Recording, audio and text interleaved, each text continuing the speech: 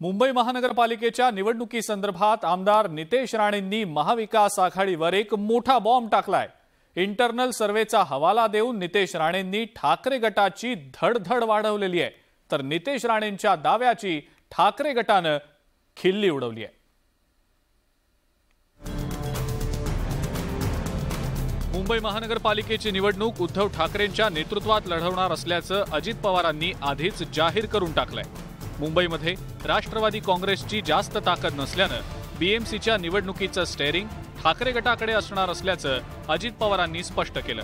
त्यातच काही दिवसांपूर्वी जाहीर झालेल्या एका सर्व्हेनं महाविकास आघाडीला चांगल्या जागा मिळण्याचं भाकीत वर्तवलं होतं आणि त्यामुळे महाविकास आघाडीमध्ये चांगलाच उत्साह निर्माण झाला।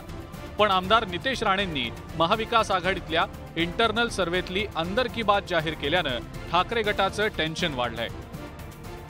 एक महाविकास आघाडीचा इंटरनल सर्वे झालाय बीएमसी संदर्भात।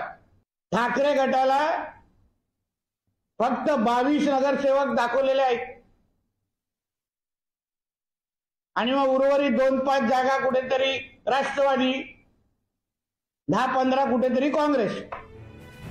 राज्यामध्ये आगामी निवडणुकांसंदर्भात जे काही सर्वे होत आहेत त्यात महाविकास आघाडीला जास्त जागा मिळत असल्यानं नितेश राणे वैफल्यग्रस्त झाल्याचा टोला ठाकरे गटानं लगावलाय आणि त्याच वैफल्यातून नितेश राणे खोटे दावे करत असल्याचा आरोप ठाकरे गटानं केलाय। कोण राणे, कसला आला तो राणे? आता काही दिवसांनी तो वाचाळवीर येतो। आता वाचाळवीर म्हटलं तर त्याला पण आउट करतील ते भाजपचे मोठे नेते। त्यांना आता जर शिस्तीत आपल्या लोकांच्या समोर जायचं असेल तर हे वाचाळवीर हाकलून द्यावं लागेल त्यांना आणि त्यांना हाकलून देतील। निवडणुकीच्या आधी सगळेच राजकीय पक्ष आणि वेगवेगळ्या संस्था सर्वे करत असतात। या सर्वेमधल्या भाकितांवरनं विजयाचे दावे केले जात असतात।